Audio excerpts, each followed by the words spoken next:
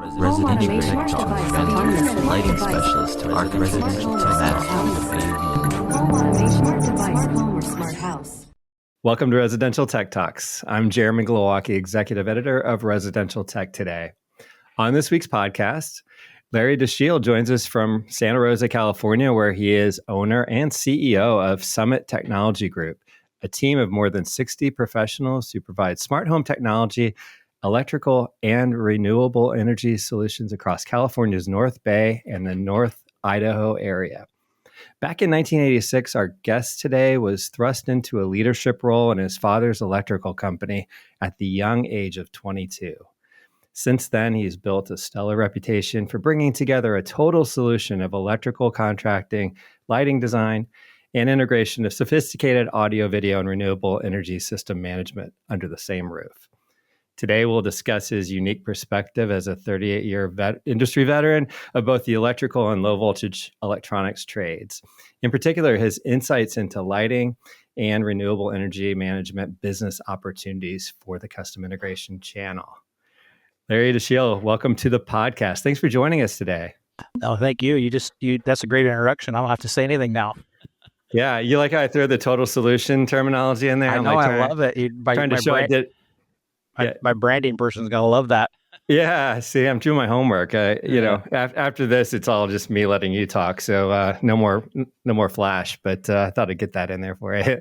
So as we enter the back half of November here, I always like to touch base on where people are located, what the weather's like there, just so we connect with the world a little bit better. So, how's the change of seasons up in Northern California right now? Do you actually get season changes like we do in the Midwest?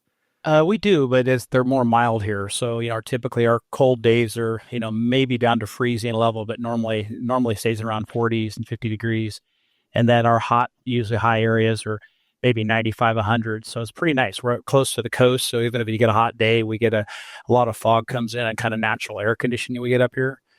We're in the fall and winter right now. And so actually tomorrow is going to be our first atmospheric river coming in. We're supposed to get some pretty heavy rains up here tomorrow. Wow. So everybody's batting down the hatches right here, getting ready for rain tomorrow. So it'll be our first big storm in the area tomorrow. That must be somehow influencing what's happening across the country. Maybe I'm not seeing the patterns right, but we're at 68 here in Carmel, Indiana, central Indiana, which is really unseasonably warm for late November.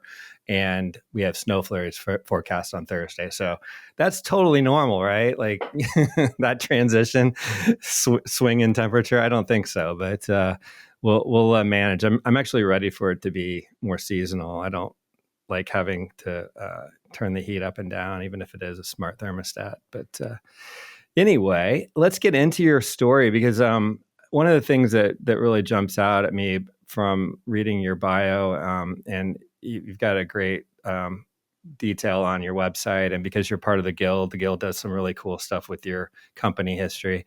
And we'll get into what the Guild is for those who don't remember. But you worked for your father, right, Richard, back when he was running the electrical company, and he passed away, it sounds like untimely. Not that any time's a good time to lose your father, but fairly young, and you took over his company at 22. That's pretty crazy. Like I wasn't ready to do anything with responsibility at that age. What was that transition like for you back then?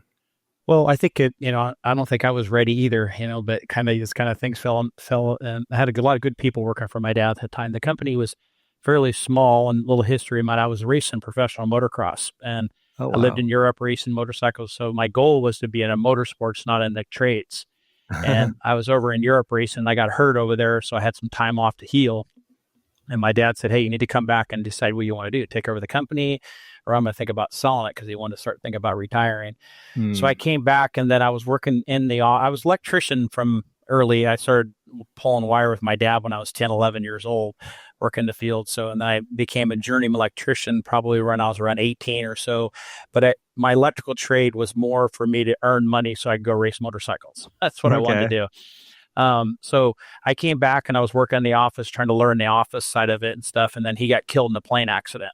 Oh my gosh. A small plane accident. So like I said, it was 21, 22. It's kind of a traumatic time in my life, of course, as you can expect. Mhm. He was lost in a plane accident. He was gone for about a year and a half until they finally found the plane. Oh, So it was wow. kind of a tough time. But luckily, we had some really good people working in the company that helped mentor me and help me. And then there were some other subcontractors, like plumbing contractor and a sheet metal contractor in the area that knew my dad, and they kind of helped mentor me a little bit through that about the business side of it. I knew how to do the work, but I didn't Mhm. know the business side. So luckily, just had a lot of good friends and good community around there that helped me get through that process. Yeah, Um, and you've been in a community that I'm sure has gone through a lot of evolution with being so close to the California wine country, Napa and Sonoma, not too far away, and like about an hour north of San Francisco. It wasn't what it is today, but I'm sure it's always been a really nice place where nice homes were located. Have you just seen the net worth of your client base just completely grow like exponentially over the years due to the tech, sector and all that? Or Yeah, I think so. I think, 30 years ago or 40 years ago, Sonoma County was more farming area around here. It wasn't a lot of like the high tech up here and stuff. And I think what happened is, Napa and Sonoma County became more and more of a wine region in this area. So a lot of people would come out, they live, back east or in San Francisco or Southern California, and they wanted their wine country estate up here. So they started mm, buying property and doing vineyards, and it was more like just a kind of a hobby for him that got into it. And so, yeah, it started growing. And that's when the size of the houses and the clientele started changing. Now, we focus mostly in residential anyway when hmm I took over the company, but we only had like, I think six guys in the field at that time. So we were already doing residential. And so to me, I really, fell in love with the tech side of it. After I always liked the low voltage side and the music and speakers and stuff like that. So that made me kind of migrate into that and bring those services into the company. I think back in 1990 is about when I did that. that's still really early on though. That's like kind of the opening time period or the evolution of Cedia right back then, right? Yeah. And so you were starting to dabble in that, and how much I would say your electrical probably gave you kind of a head start on working with clients that maybe low voltage guys just hanging up their shingle wouldn't have. So you're already in the home. Was that how it worked, where you would just be able to kind of expand beyond what you're already doing for the new home build? Or Yeah, you would think that, but back then that was kind of like a outcast. The mm, electricians were the bad guys. We don't want to deal with them. So the technology and electrical was very separated back then. So we came in, and now the smaller project we come in and we be able to get the back then it was TV and telephone wiring and speakers and basically volume controls and surround sound and things like that. But so we'd get those projects, but some of the really large projects we wouldn't get an opportunity on it because they felt like we were electricians didn't know how to do the work, and that's probably still true to this day. A lot of yeah, electricians don't know how to do it. And you have to, if you're going to get into that market, I always tell a lot of electricians, if you're going to get into it, really take the time and learn what you're doing because it's a lot different electrical, a lot more service involved and a lot more, client and involvement to make it be successful at it. So to answer your question, yeah, we just brought it on. So now it's definitely helped us a lot because we're already in doing the electrical, and a lot of clients like having one point of contact to do all the work. I always tell a joke, or not a joke. It was one of my clients, high end client, came in and he says, told the contractor, I want Summit to do all the work on this job. And I kind of, okay, because I want one choking point. And how to put it. And I don't know if I like that, but it's so true. We make mistakes in our own company. Trust me, we do some wrong here and there, but we can't blame somebody else. It's our internal company who had to take care of it.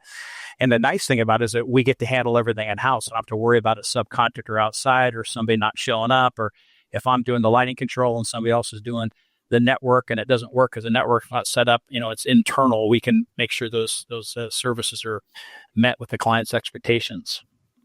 yeah. Like there's a video on your website that kind of explains to client who doesn't really know how things work, maybe in our industry, and all of the home building kind of elements, and how so many different pieces kind of need to come together, and how that doesn't always work so well. And that's how you kind of get that total solution thing, being able to get in early with the architect or the builder, and kind of take a leadership role there, and handling all those different elements for the home with the homeowner, right? So that's a nice little piece to explain the things you hear are hurdles in our industry over the years, with all the different trades kind of competing and coming at different times.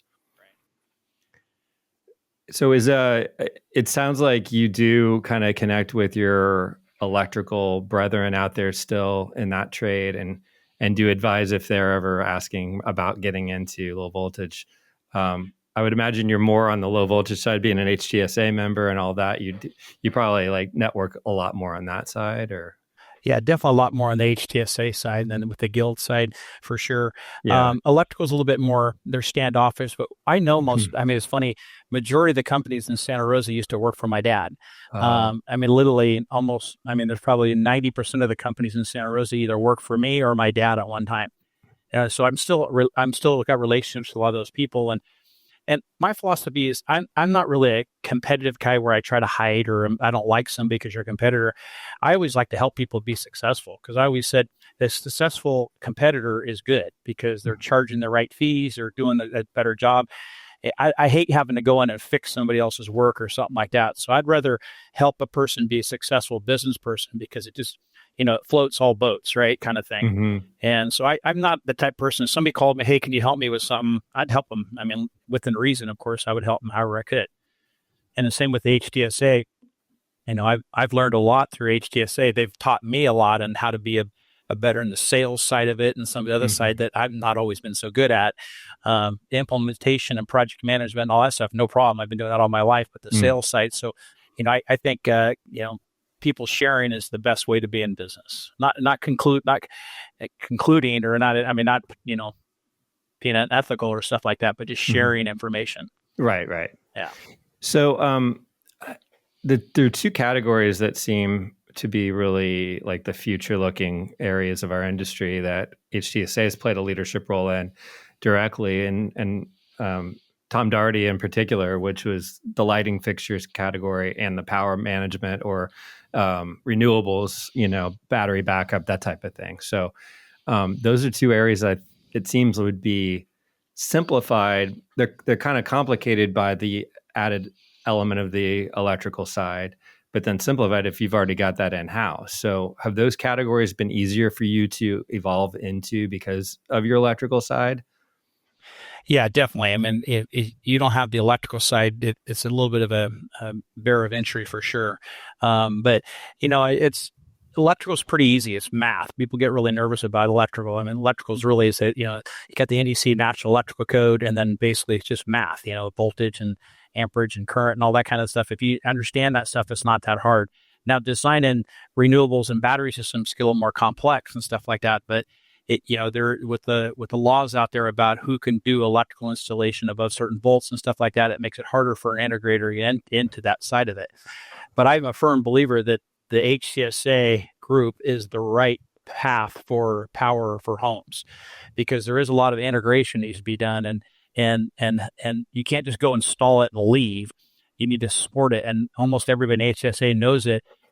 The job's never over when you're finally done. The client moves in. Now you got to support that for years down the road, and making sure that the systems work correctly, and they have a way to monitor them and control them, and so on and so forth. So I think HTSA, the people in HTSA are in the technology side of the right solution for this. But there is a learning curve knowing how to get into it, and part of my goal and teaching in the Lightapalooza class in Lightapalooza and working with my guild members is to try to help them navigate how to get into it and be successful at it, So you and I talked a couple of HTSA meetings ago back in the spring conference, and I took some notes and recorded it and went back over it. And you rattled off a bunch of really good information for me, which because I'm not necessarily well-versed in the battery backup world and the power management beyond some real, specific vendors, that type of thing.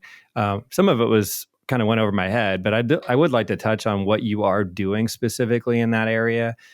Typically, how involved you're getting with battery backups, what scheduling kind of tools you're using for, off peak and that type of thing. I know you're uniquely located with California, and the amount of solar and renewables that are, I guess, required now, right, with new construction. Is that correct? There's actually regulations that require you to have a certain amount of solar. Correct me if I'm wrong on that. No, you're correct. I mean, in California now, all new construction has to have solar. And for a while there, the last few years ago, you just had to have an earmark area on a roof that said this is for future solar. Now they're requiring it. And it's not, they don't require a lot of solar, but it's based on your zoning, where you're at, based on, sun hours and things like that in area. Now you can, there are things that go down if you have a lot of trees in your property, the solar won't work. They got a lot of caveats that you can allow you to upgrade or lower or get off solar if you don't have to. But yeah, it is required in almost all new houses right now. So, we have got into it because what we do in our company is we have a separate solar department or renewable side of our business. And we say renewables, that's batteries, wind, solar. And then it's also our generators are part of that side of it too, because it's all basically when you're off grid or power outage and stuff like that. So we do rooftop solar, which is smaller, quick little jobs and fairly easy, quick, and more of a self-consumption kind of model. So you have solar and it overproduces during the day. Some of that solar is sold back to the grid. So it's a grid-tied system. And it also charges your batteries up, and then you use your batteries for self-consumption during that peak times. In California, we have time of use, and so it's really high cost from like 5 to 9. Mm-hmm. And so what you're doing is you're trying to store enough power, kind of like a gas tank, if you will, of gas, and then use that gas during those period of times when instead of having to pay the really high, up to almost 60 cents a kilowatt. Okay. Very expensive. Yeah, absolutely. So you've got that as a pretty well-designed package system that you can maybe scale back and forth depending on the size of the home and number of panels, that type of thing. Yeah, it's based on your usage. And so we take a 12-month period of your usage and look at your bills, and then we can design a system that gets you 80, 90% offset of your power, your demand for that year. California, they have what they call a true up. So if you start on January 1st, it ends on December 31st. And then you gain credits in the summer months when you overproduce, and you use those credits in winter months when you underproduce. And at the end of the year, you're trying to get close to zero. So your net outlay is, a few $100 rather than thousands of dollars. So we have a program we use. There's Open Solar. There's a bunch of programs out there that are available. You can just plug all this information in and plug in your area, for your sun hours and where you're located in the United States. And it kind of tells you what you need for how many kilowatt hours you would need for a given year to do that. And then we design the system from there. That's just a traditional rooftop grid-tied solar system. Right. That's not really, I think, what HTSA is getting. They're going to get more into the total backup systems, or the whole larger scale battery systems that allow people to have what I would call a UPS for the whole house. Mm-hmm. So allow them to have a battery backup and a system that the house can actually operate for multiple days without any utility power. Right. Yeah. And so you're not doing any of those necessarily yet in your applications, but the larger systems. Are you doing them for the larger ones? Oh yeah, that's our bulk of our business. The rooftop, gotcha. So the rooftop solar is more. It's kind of like having service work. It fills in the cracks in the really big jobs. So we use those to, like if we have a couple, fairly large, like $1 million, battery backup solar jobs that are really large, 150 kilowatt or kW solar systems and 300 watt kilowatt hour battery systems, 800 amp 3-phase services, and fully back up the whole house. Okay. Backup generators that all work together. So yeah, that's kind of what I do in my company. I do all the engineering and design on those systems. Okay. And so, yeah, we do a lot of those. That's that's kind of our bread and butter. Okay. So are you, obviously you've got some brands in specifically the CI channel that are catering to these opportunities. Are you working with any of those particular manufacturers, or are you doing something else that's outside our typical CI? Probably space? both. So, with Savant's got a power system. They got Savant Power. We've sold 2 or 3 of those projects. I haven't installed one yet. We're in the process of doing it right now. We've worked with Savant for years. So we've used a company called Solark. It's SOL-ARK. They're a hybrid inverter that's been around a long time, that's done a lot of off-grid systems, and it's scalable. It can go, to a single inverter up to, 120, 130 kilowatt system. And it can be 3-phase, single phase, whatever, this kind of modular type system. And Savant allowed their integration so they can control that system through their Savant Power app. Mm-hmm. They still do that, but then Savant has bought their own. They bought a power their own battery system and rebranded them, and they've come up with it. It looks like a good solution. The jury's still out on it. I think the company's been around for a long time, so it's not a brand new battery system. It's been around a long time. They bought it and then did a lot of improvements on it. So, like I said, we have 2 of them. We'll be installing one, I think, next month. Our first one is a 400 amp battery system on the house right now. So, but I really like the Savant system just because of their controllability, and the user can see how much solar they're producing, how's their battery per state of charge, and also allow them to shed load. So if they get to a point and set up scenes, let's say your power's off up here, it could be off for 3 or 4 days because of fire or storm. They can see their batteries are down to 40%, and then they can execute an automatic scene that sheds loads, like shuts the air conditioners off, shuts whatever you want to shut off. And then by doing that, it will show you now you've got, instead of 5 hours of battery, now you got 10 hours of battery left. Mm-hmm. Together. So it's what I call a call to action for a client to have control of their system. Right. Yeah. So you build those in to be kind of like a recommendation that maybe pops up on their control system, so they can say, yeah, let's enable that. Or I guess it could be automatic as well if you want it to be like that, right? Yeah, it's both, so a lot of times people want it automatic, but then they want to build, like if a lot of our clients are really high net people, they come up here for the weekend and the power's off and their batteries are 20%. They don't care because their generator will turn on, but they want their heaters on and they want everything running because they're up there for the weekend. The system can do that. So even if the batteries get drained, our generator will turn on automatically, bring the batteries back up to 90% or 95%, shut the generator off, and they can keep doing that if they want it. Or if they're not there, they can have it set up to where the generator doesn't turn on, never runs, so not burning propane. The batteries supply all the power, and the house just operates normal. The security stays on, all the lighting, the heating if they need to, and so on and so forth. So the house operates automatically.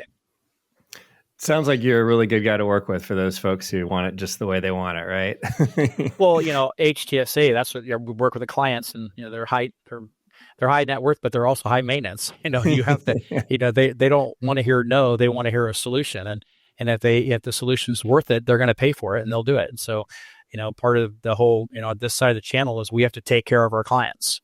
And right. So they want those luxuries, and they've worked hard for them, and they want to build. They don't want to come up to their wine country house up here and have no power for 3 days. Sure. So makes sense. Well, the other category that I mentioned was lighting, and I know you do lighting control. How much of the fixture installation have you actually done? You mentioned lighting design. Do you have lighting design in your company right now? Yeah, we do. We have, so we do lighting design, but we've been using Light Can Help You in a lot of our projects lately, and I've been very impressed with them. They do a good job. I think if you're starting out, I think in lighting, they're a great company. They do all the specifications and all, and they almost do everything for you in-house. So it really makes it easy to get into lighting design. And when you start getting more into it, I guess you could start bringing in your own lighting designer if you want to, if that's where you want to go. We've been doing lighting fixtures for 30 years. So we do lighting fixtures in our house. We do tons of lighting fixtures. With the Lightapalooza coming online, we're now getting to buy direct with them, which is really nice because we get to drill direct like DMF and, all the different companies and which is good because now we get directly right to the manufacturer. It helps us get better products, better, selection, quicker turnaround time and stuff like that. So that's new for us, but the selling fixtures is not new for us. We've been doing that for a lot, since we started electrical. Yeah, that makes sense that you would. But now it's just gotten to be compatibility issues, right, with LED and all the changes with the fixtures themselves to work with the actual control systems. And having been a part of the lighting business for a long time, you just evolve with the technology, it sounds like, as you've been doing it for that long. Yeah, I think getting to deal directly with the manufacturers is a big deal because when normally in the electrical channel you buy through a wholesaler, the wholesaler goes to a rep, the rep goes to the manufacturer. Those are 3 weak points in the chain that something can mess up and a part gets messed up and you end up with the wrong driver, the wrong lens, the wrong, optics or something in a fixture. And it can be very expensive if you have a house that has 200-300 fixtures in them, and they'll pay to fix the parts, but they don't pay to replace it, like that. So you end up having to eat a lot of labor. So be able to deal directly to the manufacturers and really have that training that they provide through Lightapalooza and HTSA, it makes a big difference, because now you get to really understand all the ins and outs of those fixtures. So when you're designing them, you can make sure they are compatible with what you're putting in, and the controllability, the light output, the color, all those other things you need to make sure you do correct. What is RP22 and why do I need it, or why should I care? Think about it as one of the single most powerful sales tools you have. It's all a series of compromises. We can't say thou shalt put this speaker here no matter what. It's a guideline. It's a recommended practice. The room is super important. A lot of people would rather spend money on getting a quiet environment than just getting louder amplifiers and louder speakers. Listen to this exclusive home audio episode of Crestron's Smarter Spaces podcast on your preferred podcast platform. So when our CI channel, HTSA type companies start talking about doing lighting design the right way, whether outsourcing it to a light can help you or in-house lighting design, that the simple layout of the home, especially a more sophisticated high-end home, that the old design layout just doesn't cut it for what you should do for a sophisticated lighting layout. Did you feel like targeted when you started hearing about that? Because this is how you did it with your, OG back 30 years ago, you 4 cans and a fan kind of, as they say, approach. Is that something that you were doing as well? Or have you kind of been a little more sophisticated with how you would lay out, just not necessarily lighting design, but just lay out the lighting, Yeah, I've always bought into the lighting design. You put in different layers of lighting. I've always done that. Even when I was doing track houses years ago, you didn't go to my house to see 4 cans and a fan in a bedroom. I was doing, reading lights over the bedroom, the bed, lamps on the side, maybe art lights on the wall and stuff like that. Even though we were using halo cans back then, the old days, incandescent cans and stuff like that. But I've always bought into the doing lighting correctly. And I still go back to houses that we've done years ago. There's a housing track just pretty close from my thing that I wired when I was back in 18 years old and wired over there. And I've gone into some of those houses and I could tell I wired that house, because, hey, we should move these lights here and move these here. And you're doing a walkthrough with the client, even though they weren't buying really expensive fixtures. So I've always bought in to do lighting right. I think lighting, a lot of people don't understand it, but when you see a good house is done correctly, it's a huge difference. And some people just don't get it until they actually see it.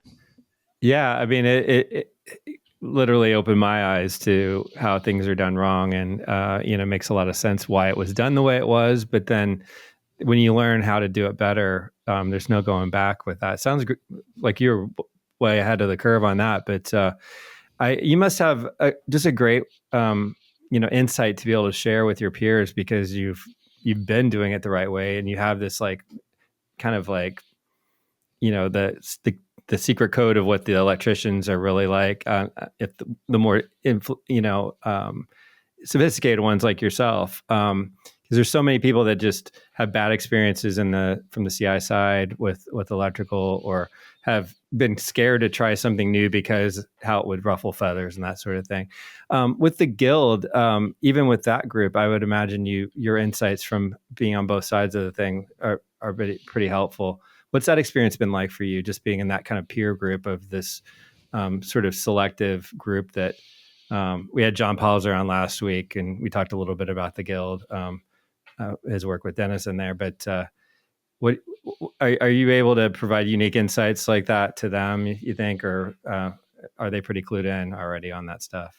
No, they're the cream of the crop. There's for sure. And I mean, we got asked to join the group, and we went through the process, the vetting process.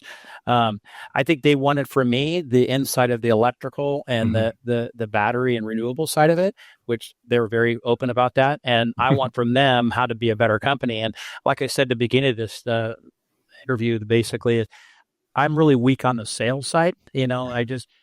All of our work has usually come through our electrical. We're doing the job, and then they like us to do all the thing. So we want to be able to grow our technology side of the business. We need to go outside the electrical, because you're limited in growth electrical, because it takes so many people to run an electrical company, where you can grow the technology and renewables because there's more product and less labor. So it's easier to grow that side of it. So I wanted to learn from them. It's been an awesome experience so far. I mean, I've been drinking from a fire hose. There's so much information coming from them. But the beauty I love about it is you truly become friends with a lot of these guys, and they're very open. And that's the whole point of that group, is to share. And I've always been that type of person, like to share whatever I can. And maybe it's not the right, but if I share what I know, and then maybe it triggers better ideas, and we all start talking, and you just become a better company. And I always want to learn more, because I don't want to make the same mistake somebody else has made. They can teach me how to do things right. And so the Guild's been a great, Kenny, my partner, Kenny and I we love it. I mean, just can't wait to go talk and it's like that. It's just, you just got to slow yourself down, because you can only implement so much so fast. You know what I mean? Right. But it's been a great experience so far. When you look into other categories, I'm just curious, because we talk about the trends in the industry and how dedicated home theater is kind of a less popular option for clients. But, obviously entertainment technology still is part of the core of what our industry does. What are you seeing in Northern California, where you are, in terms of what these high net worth homeowners want out of their technology beyond the renewables and lighting that we've already discussed? It's weird. Home theater is just not popular up in our area up here. I wish it was. We love doing. We do probably 4 or 5 a year, maybe. Dedicated. I mean, actually, true dedicated theaters. And a lot of times they're down in the Bay Area, farther down south. But around here, people like really open areas, a lot of windows with the views and the vineyard, and the weather is so beautiful. They want everything opened up. So the technology in our area wants to go away. They don't want to see anything. So our racks are downstairs in a basement, hidden somewhere like that. Our speakers are very discreet, or even invisible speakers everywhere. They love lighting control, and they love lighting, up here. And it's not uncommon for us to have 2 or 3 acres of landscape lighting outside with all the olive trees and everything else, like huge landscape projects and stuff like that. So the technology around here is definitely hidden. They don't want the big, massive projector and TV on a wall. They want everything hidden up here. Now, we do have some people that do that, but the majority of our projects is, the little bit more modern, kind of even some Frank Lloyd Wright type houses up in here. Sure. Flat roofs, big, multiple opening sliders, so this be open to the air outside and stuff like that. So. But they love their music, and they love entertaining, a lot of integration with outdoor electric heaters and, everything. And like I said, good landscape music and landscape lighting outside, because people are outside a lot drinking wine and smoking cigars and stuff like that. That's what they have these property up here for. Who do you typically use for your outdoor solutions, both on the lighting and the audio side of things? Mostly James and Sonats on our outdoor speakers and stuff. Lighting. Yeah, up here, there's a lot of lighting designers that are up here that are some pretty high end, very well known lighting designers in the area. So a lot of our projects, I'd probably say 80% of our large projects are being designed by another lighting designer. And they like working with us because we don't try to change their product line. So BK is a company that gets used a lot up in there. They're not an HTSA group, but they get used a lot. I'm hoping that HTA is working to get, and there is some companies that are starting to do it, to become an alternate to that, so we can bring it in-house and stuff like that. But we use a lot of James discretes and Sonats, their landscape speaker systems outside, because it just kind of blend in with the landscape light and everything. I don't see it, and the clients love it. So I would imagine that with all those windows and the open floor plan, you still do a lot of motorized shade control as well. A lot of shades, especially the big windows. And who is typically your solution on that? Pretty much Lutron all the way. Yeah. I'm kind of a Lutron junkie. I knew Joel Spear at the beginning back. I was one of the first homework certified contractor back in the day. I was only Rick Stewart days back then, and he was he let me in as I was an electrician. I was the first kind of electrician that was actually become a homework dealer back then. Got to have dinner with Joel and everything. It was like that. And I've always been a hook, line, and sinker with Lutron, because they're tough to deal with sometimes, because they're a big company, but their products work. They absolutely do. They really take the time to make sure that, to their own fault, sometimes they wait too long to get things out, but when they do release a product, it works. So. And are you a Ketra guy at all, or have you done much with that yet? Yeah, we're a Ketra. We've got 2 or 3 projects we've done a Ketra, and we just finished one, did a night focus last week on it right now. They're a pretty big Ketra job. We have a Ketra certified showroom in our office. So. And so do you find with something as sophisticated as Ketra and hard to understand that your sales, techniques that you're learning, that you figure out a way to explain like human centric lighting and that type of thing? Do you just sell it as the premium, option? How do you present that to clients who like don't know what it is? Well, I think having a showroom and be able to show it, like that. Yeah. And people don't understand, like we have a good demo in our showroom. We have, four catcher fixtures across the wall, kind of art pictures.